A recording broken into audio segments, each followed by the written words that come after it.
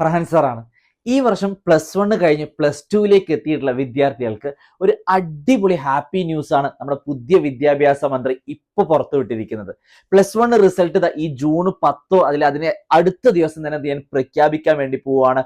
അപ്പോൾ അതിന്റെ improvement exam ഈ വർഷം ഒക്ടോബറിൽ നടക്കുമെന്നാണ് പറഞ്ഞിട്ടുള്ളത്.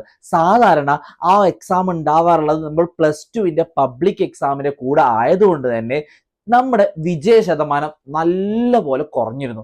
ഞാനൊരു നടത്തുന്ന അധ്യാപകൻ എന്ന നിലയിൽ എനിക്ക് ഏറ്റവും കൂടുതൽ ഫിസിക്സിന്റെ കേസിൽ ഏറ്റവും കൂടുതൽ എൻക്വയറി വന്നിട്ടുണ്ടായിരുന്നു. പക്ഷെ ആ കുട്ടികളൊന്നും തോറ്റത് എവിടെയല്ല, +2ലല്ല, +1ലാണ് മാർക്ക് കുറവ്.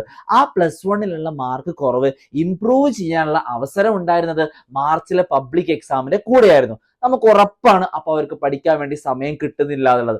ആ സമയം കിട്ടാത്തത് കൊണ്ടാണ് അവരെല്ലാവരും തോറ്റു പോയിട്ടുള്ളത്. അപ്പൊ അവർക്ക് എല്ലാവർക്കും ഒരു ഹാപ്പി ന്യൂസുമായിട്ടാണ് നമ്മുടെ പുതിയ വിദ്യാഭ്യാസ മന്ത്രി വന്നിട്ടുള്ളത്. അപ്പൊ ഇതെല്ലാവർക്കും ഒരു ഭയങ്കര സപ്പോർട്ടീവ് ആയിട്ടുള്ള കാര്യമാണ് എന്നുള്ളതാണ് ഞാൻ എന്ത് ചെയ്യുന്നത് മനസ്സിലാക്കുന്നത്. അങ്ങനെയാണെങ്കിൽ നിങ്ങൾ വിദ്യാഭ്യാസ മന്ത്രിയുടെ പേജിലൊക്കെ പോയിട്ട് എന്ത് ചെയ്യുക, നിങ്ങളുടെ സന്തോഷവും കാര്യങ്ങളൊക്കെ എന്ത് ചെയ്യുക, അവരെ അറിയിക്കുക. അതെന്തായിരിക്കും നിങ്ങൾ കൂടുതൽ ഹെൽപ്ഫുൾ ആയിരിക്കും എന്നുള്ളതാണ്. അപ്പൊ ഓണം എക്സാം കഴിഞ്ഞിട്ട് ക്രിസ്മസ് എക്സാമിന്റെ ഇടയിലായിരിക്കും നമ്മൾ എന്ത് ചെയ്യാൻ വേണ്ടി പോകുന്നത്, ഇംപ്രൂവ്മെന്റ് എക്സാം എഴുതാൻ വേണ്ടി പോകുന്നത്. അതേ എനിക്കൊന്ന് അവിടെയാണ് ഒരു ഗ്യാപ്പ് നമുക്ക് ഈ എക്സാം നടത്താൻ വേണ്ടിയിട്ടുള്ളൂ.